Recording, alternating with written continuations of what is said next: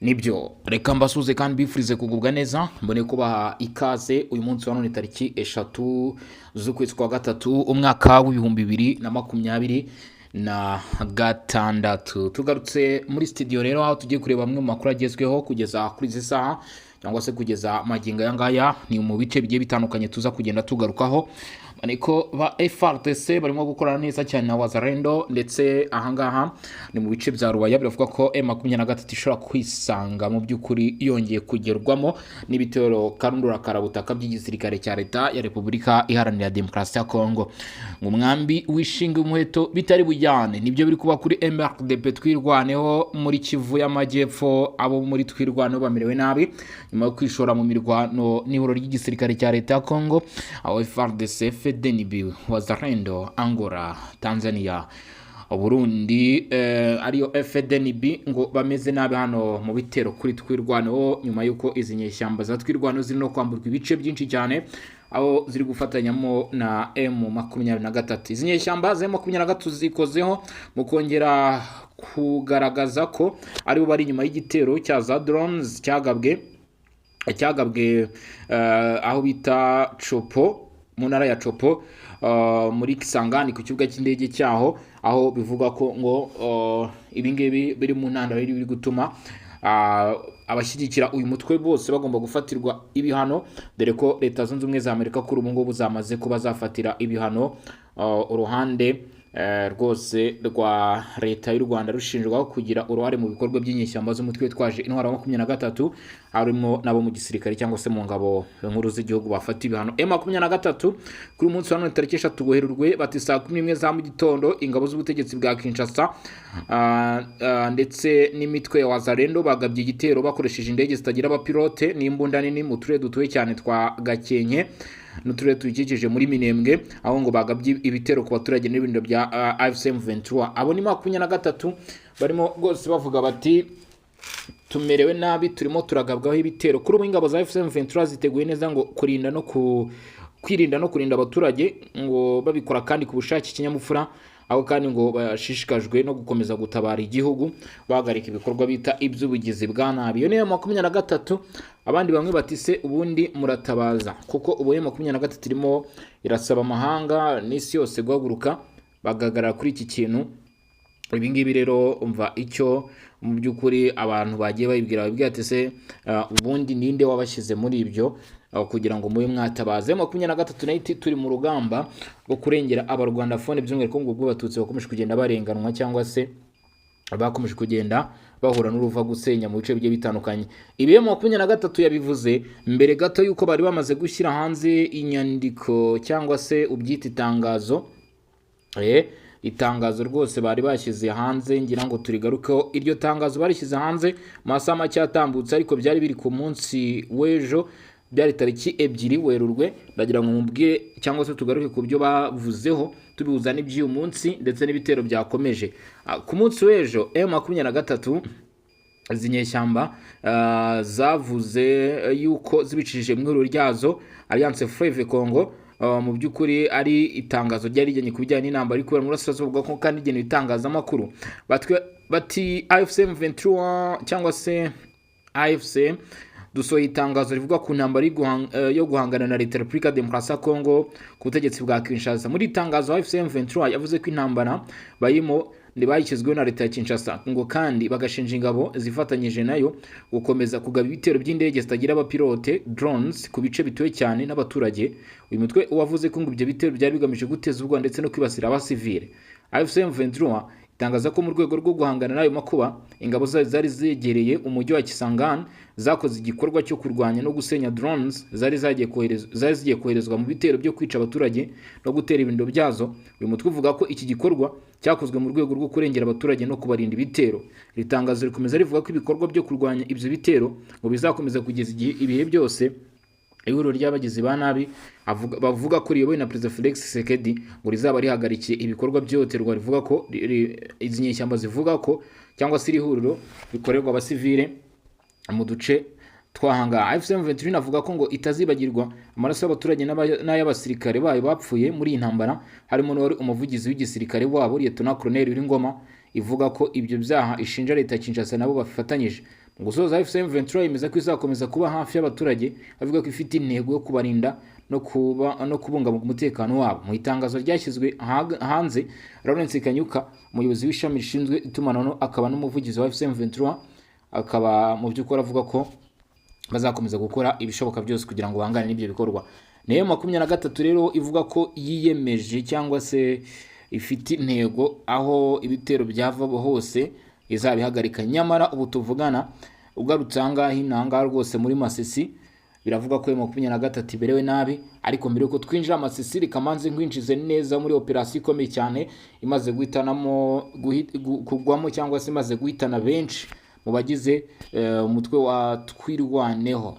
Twirwaneho ni umutwe ugaragaramo urubyiruko rw'abanyamurenge benshi mu by'ukuri baje bavuga ko baharanira uburenganzira nyine bwa bagenzi babo bari bakomeje kugenda bahoterwa, baza kwisanga barafatanyije nayo 23 kugeza kuri ubu ngubu, bavuga ko ari bya bindi bya wa mwambi ushukwa n'umuheto bitari bujyana. Imirwano yakaze hagati ya FARDC na FCM Ventura Minembwe, by'umwihariko aho bita Gakenke.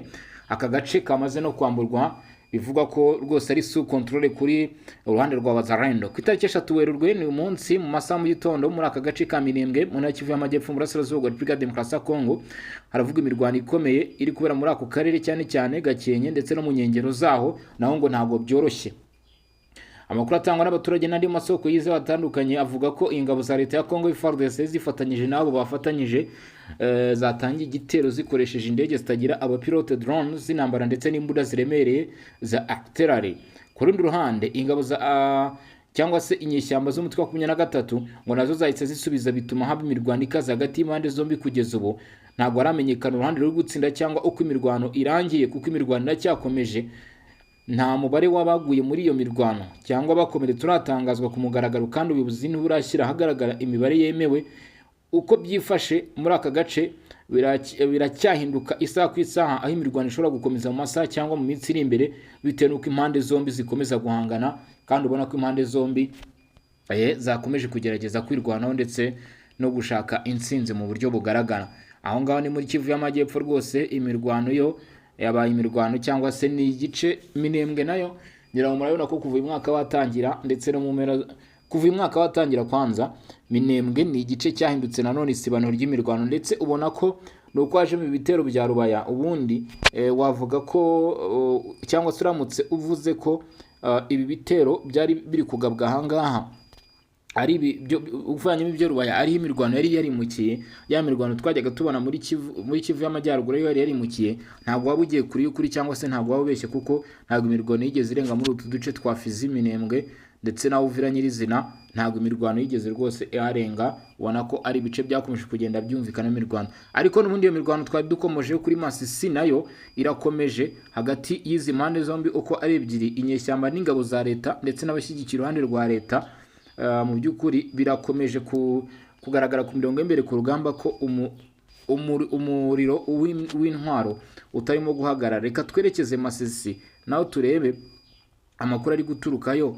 Mu by'ukuri ni ayahe kugeza kuri iyi saha, ngo turimo tugera turi mu masaha nimugoroba rwose. Byiriwe bite ubundi muri teritwari ya Masisi? Ni ayahe makuru aturukayo? Umudugudu cyangwa se village ya Kazinga iherereye muri Nyamaboko ya mbere muri teritwari ya Masisi na Kivu y'Amajyaruguru. Aka gace kongeye kugerwamo n'ibitero by'inyeshyamba za 23 kuri wa kabiri tariki 3 Werurwe 2026 masaha 7 z'amanywa, nyuma y'imirwano ikomeye yahanganishije ingabo za leta zifatanyije n'imitwe yitwaje intwari ya Wazalendo n'uyu mutwe wa 23. Ibyo M23 ivuga ko itari kugaba ibitero. Uraza kwibaza uyu mudugudu wa Kazinga ninde wawugabagame ibitero? Biravuga ko ibi bije mu by'ukuri mu gihe mu byumweru bibiri gusa inyeshyamba zambuye umudugudu n'ingabo za leta. M23 ikaba yongeye kugerageza ibikorwa byo gushaka kwigarurira. Nuko amakuru aturuka mu baturage muri ako gace bivuga, abarwanyi ba FCM 23 baturutse cyane cyane ku mihanda ya Ndete ndetse no bita Kasopo, aho bagabye ibitero mu rukera rwo kuri wa kabiri. Imirwano yakoreshejwemo n'intwaro ziremereye, ari imirwano yamaze igihe kinini. Kazinga ifite akamaro kanini mu rwego rw'igisirikare kuko ari mu gace ka Osobanyungu, afungura inzira igana Buhimba mu gace ka Waroyungu, ni ndetse no mu gace ka Katoyi muri amajyepfo y'akarere ka Masisi. Ifatwa rya Kazinga ryatumye inyeshyamba za FCM 23 zongera gukomeza ibirindiro byazo mu gice gifite akamaro kanini gihuza Buhimba, Katoyi ndetse na Kazinga.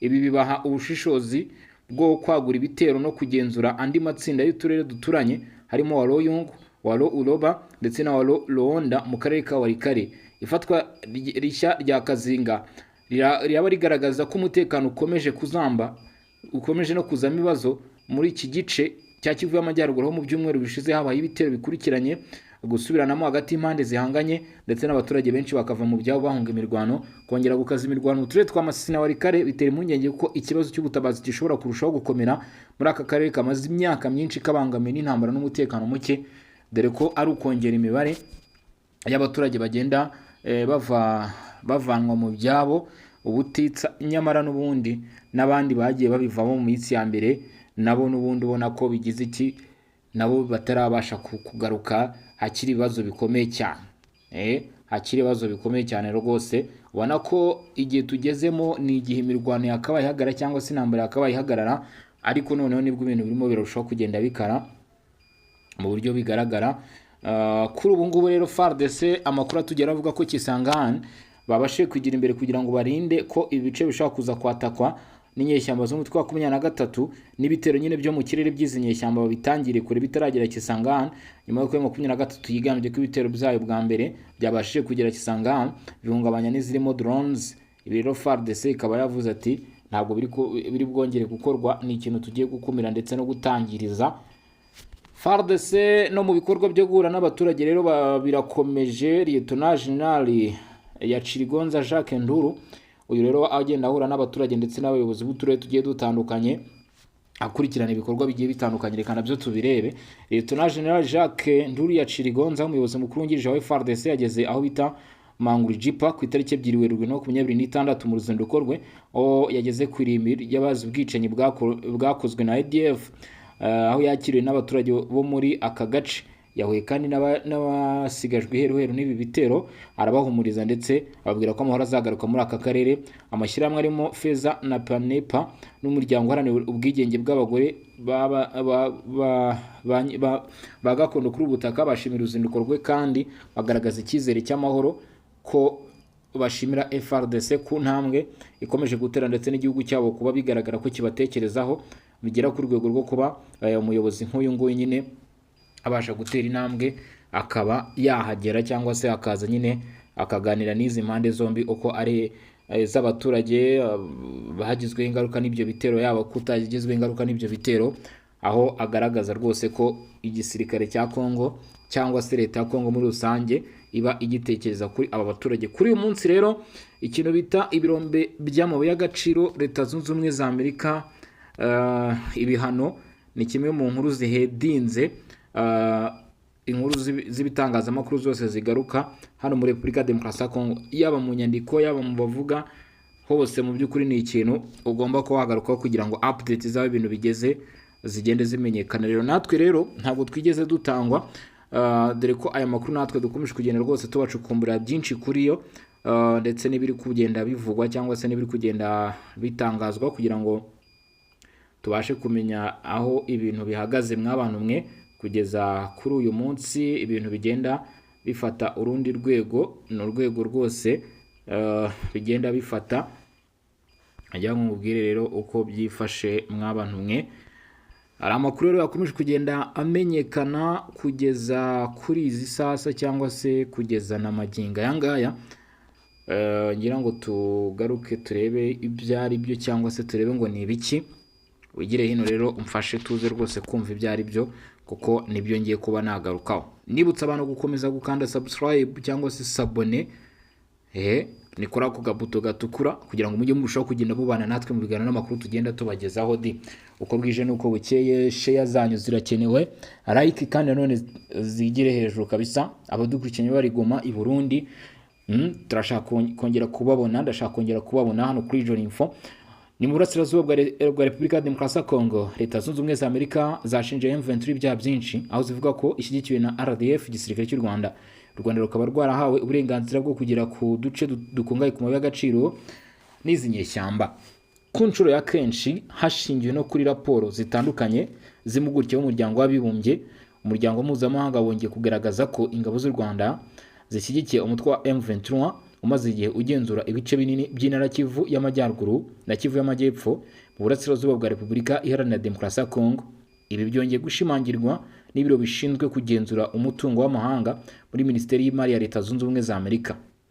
Kubera iki kibazo, Minisiteri ishinzwe iby'imari muri Minisiteri y'Imari muri Leta Zunze Ubumwe za Amerika ishinzwe gushyira mu bikorwa ibihano by'ubukungu n'ubucuruzi bijyanye na politike mpuzamahanga n'umutekano wa Amerika yafatiye ibihano ingabo z'u Rwanda ndetse n'abayobozi bane bakuru mu itangazo ryashyizwe ahagaragara kuwa mbere tariki 2 Werurwe 2026 avuga ko RDF iha ubufasha butaziguye bwa gisirikare umutwe wa M23 n'indi mitwe iyishamikiyeho.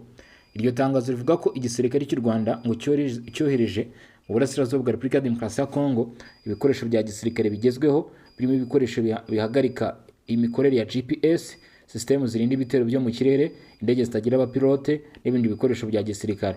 Rivuga kandi ko ibihumbi by'abasirikare ba RDF bari mu mirwano muri ako karere aho bagira uruhare mu gufasha M23 kugenzura ibice byafashwe. RDF kandi ishinjwa guhugura abarwanyi ba M23 mu bigo byayo bya gisirikare no kuyifasha mu gushaka abarwanyi bashya harimo n'impunzi. Minisiteri y'Imari ya Leta Zunze Ubumwe za Amerika ikomeza ivuga ko ku bufatanye n'igisirikare cy'u Rwanda umutwe wa M23 wakoze ibyaha birimo kwica abantu binyuranyije n'amategeko, guta muri yombi abantu mu buryo bunyuranyije n'amategeko no gukorera bamwe iyicarubozo. Muri Mutarama no kuva mu kwezi kwa 2025 ingabo z'u Rwanda ngo bagabye ibitero ku ngabo za Kongo FARDC ku ngabo z'umuryango w'ubukungu bw'ibihugu byo mu majyepfo ya Afurika SADC ziri muri Repubulika ya Demokarasi ya Kongo ndetse no ku biniro bya misiyo y'umuryango w'abibumbye ishinzwe kugarura amahoro muri Repubulika Iharanira Demokarasi ya Kongo MONUSCO. Nk'uko iri tangazo ribivuga, mu rwego rwo guhemba ubufasha yahaye M23, u Rwanda rwahawe uburenganzira bwo kugera ku duce dukungahaye ku mabuye y'agaciro mu burasirazuba bwa Repubulika Iharanira Demokarasi ya Kongo. Ayo mabuye akaba ari mu byifashishwa mu gutera inkunga ibikorwa bya M23. Ibihano bya Amerika bije mu gihe imirwano ikomeje gukaza umurego mu burasirazuba bwa Kongo. Uko kwiyongera kw'imirwano gukurikiye kutubahiriza agahenge k'intambara kari kasabwe nangura, kwengera kw'ibitero byo mu kirere by'ingabo za Kongo ndetse n'ibitero byo ku butaka by'imitwe y'abazarenda ifatanyije na FARDC bigamije gusubiza inyuma ibirindiro bya M23, umutwe ishyigikiwe n'u Rwanda nk'uko bivugwa n'umuryango w'abibumbye. Ku rwego mpuzamahanga, ibiganiro bya diplomasi biri mu nzira ya za Washington na Doha bishyigikiwe n'umuryango wa Afurika yunze ubumwe birakomeje ku mpapuro ariko ntibiratanga umusaruro ugaragara ku butaka. Ibi biraba mu gihe umwuka mubi ukomeje hagati ya Kinshasa na Kigali ndetse no hagati ya Kinshasa n'umutwe wa M23. Muri iki gihe cyose M23 ikomeje kugenzura no kuyobora ibice binini by'intara za Kivu y'Amajyaruguru. Y'ibyo bihano rero umva turimo turagenda tuvuga, Leta Zunze Ubumwe za Amerika zafashe Repubulika ya Demokarasi ya Kongo yagaragaje kubyishimira. Ibirongo bizatumye u Rwanda rugira icyo ruvuga. Umuvugizi wa guverinoma y'u Rwanda Yolande Macron yatangaje ko ibihano Leta Zunze Ubumwe za Amerika zafatiye ingabo z'u Rwanda RDF ko ibi bitazahagarika intambara igaragara mu burasirazuba bwa Repubulika ya Demokarasi ya Kongo. Kuva itangazo ry'ibihano ryasohoka ku mugoroba wa 2 Werurwe 2026, abayobozi bo muri guverinoma ya Repubulika ya Demokarasi ya Kongo ngo bari kwica inyicyara bishimira Amerika ko yasubije icyifuzo bamaze imyaka myinshi bafite. Minisitiri w'ububanyi n'amahanga wa Repubulika ya Demokarasi ya Kongo Tracy Kaikwamba Wagner yatangaje ko icyemezo cya Amerika cyagaragaje ko nta muntu ugomba guhora arenga ku masezerano, yongera ko abayobozi bo muri Repubulika ya Demokarasi ya Kongo bahagaze bashikamye. Macron yasubije Kaikwamba ko ibinyoma n'imbaraga zose Leta ya Repubulika ya Demokarasi ya Kongo ikomeje gushyira mu icengezamatwara ukuri kugaragaza ko ari yo ya mbere ifasha umutwe w'iterabwoba FDLR ubangamiye umutekano w'u Rwanda kuzagumaho. Ati Leta ya Repubulika ya Demokarasi ya Kongo iracyari nimero ya mbere mu gufasha FDLR ibikomeza kubangamira umutekano w'u Rwanda. Ibinyoma byose n'umutungo washyirwa mu icengezamatwara hagamijwe guhisha ubufasha Leta ya Repubulika ya Demokarasi ya Kongo iha FDLR ntibuzakura ikibazo. Yashimangiye ko ibihano Amerika yafatiye Repubulika ya Demokarasi yafatiye RDF na bamwe mu bayobozi bayo bibogamye kandi bizatuma Leta ya Repubulika ya Demokarasi ya Kongo ikomeza kwifashisha imbaraga z'igisirikare, ibyo bikazanyeganyeza intambara n'ubugizi bwa nabi, ubuzima nabwo bukatikirira. Yagize ati ikibabaje nuko ibihano bibogamye bisunikira gusa Leta ya Repubulika ya Demokarasi ya Kongo mu kwizirika gushaka igisubizo cya gisirikare. Ingaruka nibyo tubona ubu: gukururuka kw'intambara, kwiyongera k'ubugizi bwa nabi, gupfusha ubusa amahirwe, igikomeye kikaba kubura ubuzima. Aya ni amagambo ya Yolande Macron Leta ya Repubulika ya Demokarasi ya Kongo na Amerika bishinja u Rwanda gufasha AFC/M23, gusa amakuru yatangaje ko iri huriro ryavutse kugira ngo rirwanye itotezwa rikorerwa abanyekongo rishingiye kuri politike ya leta ya Kongo yo gushyigikira abamunzwe n'ingengabitekerezo ya jenoside. Ngayo nguko rero, reka mbashimire babwire mwakoze cyane kudukurikirana, turaza gusura mu masaha imbere tureba n'ibindi birabigezweho. Yari Bosco kuri mikoro.